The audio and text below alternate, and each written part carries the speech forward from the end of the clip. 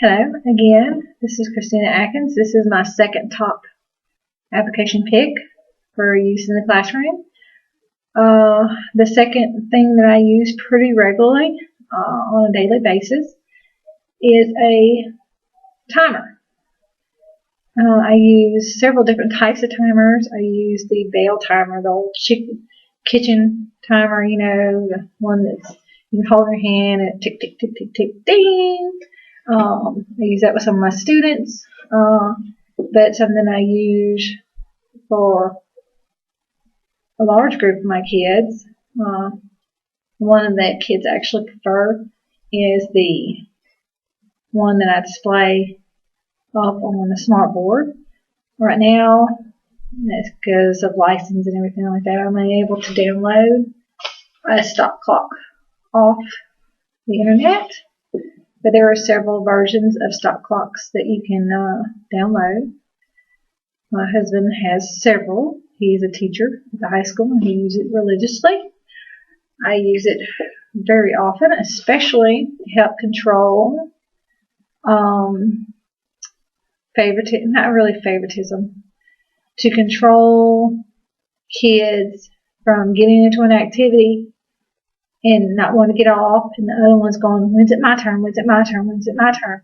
This is vital. If you have a low budget classroom, like most of us do, you need something like this. So you have a visual time restraint on how long a student goes. This is good for centers. Ding! Everybody rotate. Someone set the clock. Go to the next one. This is really good. I usually use this a lot. Well, one with the centers, and two, I use it for laptop and iPad time. I have one iPad, and I have 3 laptops, little laptops, but actually one really is the only one that works. The other two, one sound goes out of, the other one just stops working on you. So really, in a classroom of 10, I have one laptop and an iPad that the kids always want to get on. And it's always, before I started using the stop clock, it was, it's my turn, it's my turn, it's my turn. I haven't been on it long enough. He got us this much time. I only got this much time.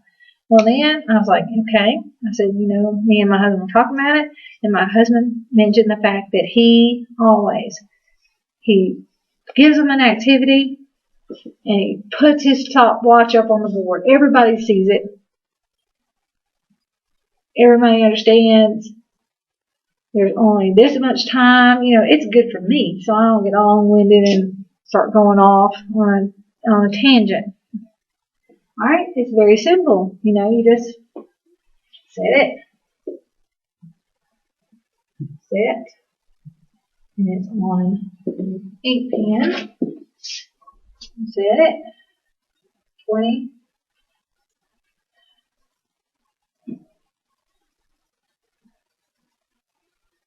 Alright. That sets it. Set and go. And start.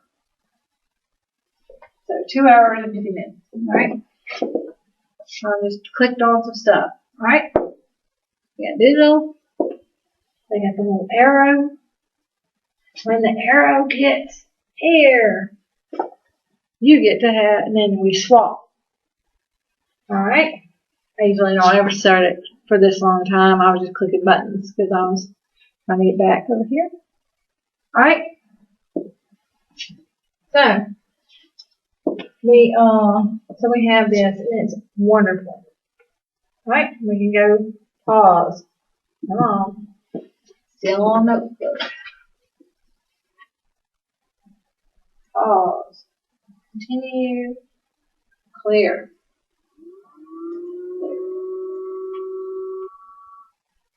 And start it back. We want to go back and redo our time.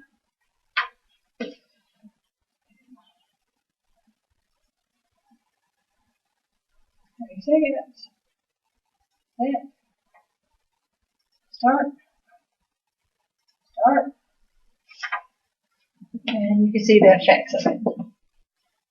The kids are like, oh, it's almost my time. It's almost my time. And it also helps them train on clocks. You can use this a lot, especially when you're teaching about clocks. But time management is so vital in lessons that you need it. You need to use it. Alright, look clear. Come on. Alright, I'll set it back. You can go back, set it another time, however you want to do it. Ever since I started using this clock in particular, I used several different clocks to begin with, but this one is so visual. My kids love it. My autistic students especially, because they love structure. They love structure.